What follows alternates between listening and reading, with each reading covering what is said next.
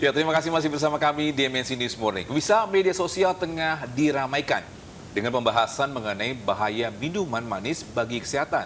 Sudah menjadi rahasia umum jika terlalu banyak konsumsi makanan dan minuman manis dapat memicu penyakit obesitas ya. Menjaga asupan gula per hari menjadi salah satu langkah utama dalam mencegah diabetes. Menurut American Heart Association, AHA, batas asupan gula per hari bagi orang dewasa adalah 6 hingga 9 sendok teh per hari. Sementara itu untuk anak-anak direkomendasikan kurang dari 6 sendok.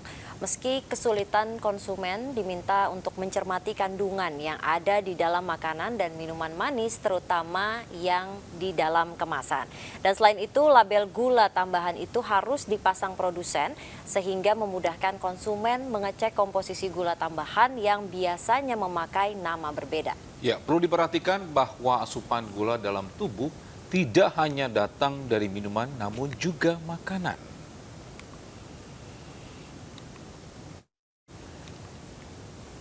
Ya, sementara itu Menteri Kesehatan Budi Gunadi Sadikin menyatakan 13% dari penduduk Indonesia menderita diabetes. Diabetes disebut sebagai mother of all disease atau ibu dari segala penyakit.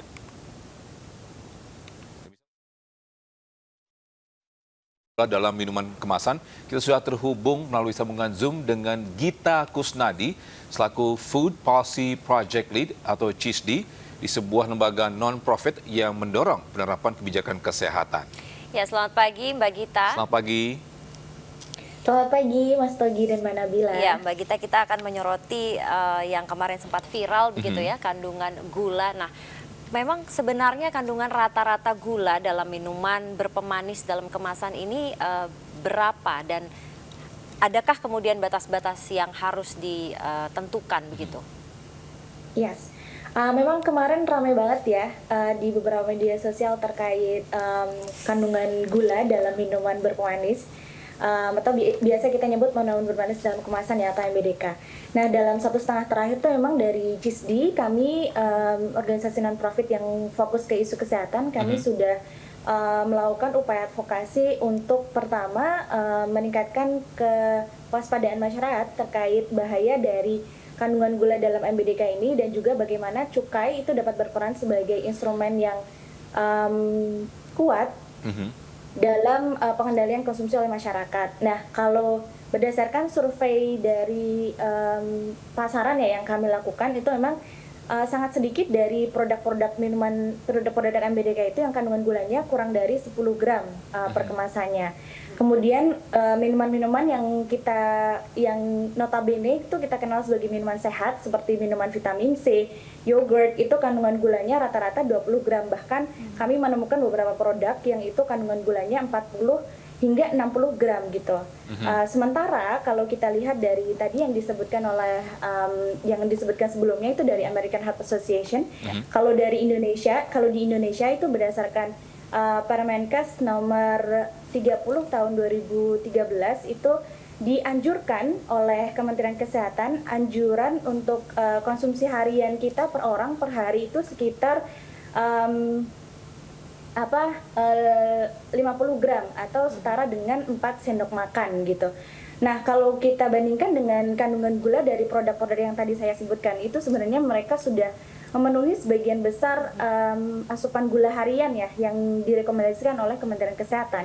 Itu pun kalau kita hitung dalam satu porsi ya. Kalau kita dalam satu hari konsumsinya lebih dari satu porsi, itu sudah kita bisa simpulkan asupan harian kita sudah lebih dari anjuran konsumsi gula yang diberikan oleh pemerintah gitu.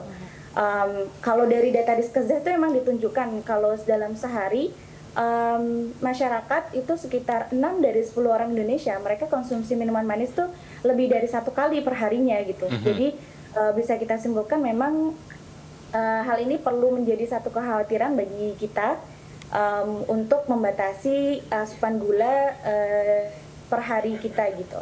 Ya, ini Mbak Gita, ini mungkin salah satu orang yang suka minuman bersoda atau yang manis-manis. Ketika terlalu banyak mengkonsumsi gula, ini apa dampaknya? Karena Menkes mengatakan 13% dari penduduk Indonesia menderita diabetes, dan diabetes ini adalah sumber dari segala penyakit. How bad is it?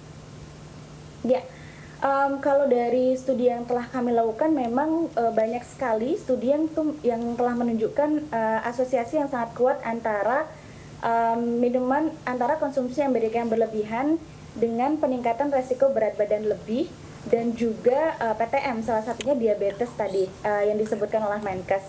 Nah, kalau kita lihat memang data konsumsi di Indonesia ya, 6 dari 10 orang Indonesia tadi konsumsinya lebih dari 1 kali per hari. Kemudian data Susenas tuh nunjukin kalau dua dekade terakhir tuh konsumsi minuman manis di Indonesia tuh sudah meningkat 15 kali lipat gitu.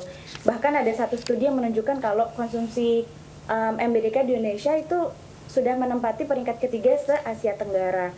Nah, kalau kita lihat ternyata di Indonesia peningkatan konsumsi ini disertai dengan adanya peningkatan prevalensi obesitas di 1 dekade terakhir yang sudah di-highlight oleh Menkes tadi. Kalau obesitas itu peningkatannya sudah 2 kali lipat. Kemudian peningkatan yang serupa, peningkatan prevalensi itu juga ditunjukkan oleh beberapa penyakit lain seperti diabetes, kemudian gagal ginjal kronis dan stroke gitu. Terus kalau kita lihat dari studi beban penyakit tuh ternyata 7 dari 10 penyebab kematian tertinggi di Indonesia itu semua PTM. Dan diabetes ternyata menempati peringkat ketiga gitu dari daftar-daftar tersebut. Sementara kalau kita telaah 1 dekade terakhir, diabetes itu masih menempati peringkat ke-6. Sementara saat ini diabetes itu sudah menempati peringkat ketiga sebagai penyebab kematian tertinggi di Indonesia. Waduh. Jadi sudah bisa kita simpulkan ya kalau betapa bahayanya si produk-produk minuman berpemanis ini yang dapat berakibat secara dalam jangka panjang tuh ke adanya peningkatan resiko dari beberapa PTM tadi termasuk diabetes. Iya. Baik, Mbak Gita, memang dampak atau efeknya ini tidak langsung begitu ya, tapi memang jangka panjang yang kalau kita terus-menerus menggunakan lifestyle seperti itu akan terjadi hal yang tidak baik begitu untuk tubuh kita. Dan bagaimana Mbak Gita, sebagai konsumen apa yang kemudian perlu kita perhatikan ketika membeli suatu produk kemasan? Sosialisasi mengenai pengetahuan produk ini kan sepertinya cukup kurang begitu di sini. Jadi mungkin kalau minuman kemasan kita masih bisa lihat ya, tapi kalau gerai-gerai minuman yang apalagi di pinggir jalan atau di mall, nah itu Nggak ada kadang-kadang tulisannya memang ya? tidak ada tuh berapa kandungan gula di dalamnya gitu. Iya, sebenarnya memang sudah ada Permenkes nomor 30 tahun 2013 ya. Di situ disebutkan bahwa memang pangan-pangan siap saji dan pangan olahan itu mereka diwajibkan oleh pemerintah untuk memberikan informasi terkait GGL, gula, garam, lemak dalam produk mereka. Terlebih ada ketentuan untuk makanan minuman siap saji, untuk pangan siap saji, seperti tadi minuman di gerai-gerai di mal-mal seperti itu, kalau mereka sudah memenuhi, kalau mereka sudah mempunyai lebih dari 250 outlet, itu sudah kewajiban mereka untuk memberikan informasi ke konsumen terkait kandungan gula, garam, lemak dalam produk mereka gitu.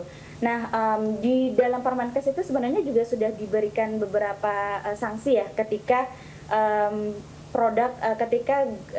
pelaku usaha tersebut tidak mencantumkan informasi garam, gula, lemak dalam produk mereka. Tapi memang untuk proses implementasinya ini yang perlu kita kaji lebih lanjut gitu. Bagaimana sebenarnya pemerintah seharusnya melakukan proses monitoring yang kuat gitu, mengingat kalau kita lihat ya fenomena sekarang produk-produk itu sudah mulai menjamur di masyarakat gitu. Kalau sebagai masyarakat mungkin sebaiknya memang kalau kita lihat dari dampak jangka pendek maupun jangka panjang dari produk-produk minuman tadi, yang perlu kita perhatikan mungkin alangkah baiknya kita menghindari produk-produk yang kita sudah tahu bahwa mereka mempunyai kandungan gula yang tinggi gitu. Meskipun kalaupun itu sebenarnya tidak diinformasikan, kita pun sudah bisa mengasumsikan ya dari tingkat kemanisannya, kemudian dari sekiranya kandungan gula dalam kandungan-kandungan yang terkandung dalam produk-produk tersebut, kita bisa lebih aware dan menghindari produk-produk itu gitu, mengingat dampak kesehatan jangka panjangnya. Baik, terima kasih Mbak Gita Kusnadi atas insight-nya. Semoga kita berdua ini juga bisa menahan ini ya, apa enggak minuman-minuman yang bergula. Apalagi banyak sekarang minuman yang enak banget sih ya, apalagi ya. Jadinya semoga ini ya, insight tadi atau informasi tadi ini bisa bermanfaat untuk banyak masyarakat juga. Baik, terima kasih Mbak Gita Kusnadi selaku Food Policy Project Lead CISDI. Terima kasih telah bincang bersama kami. Salam sehat. Salam sehat.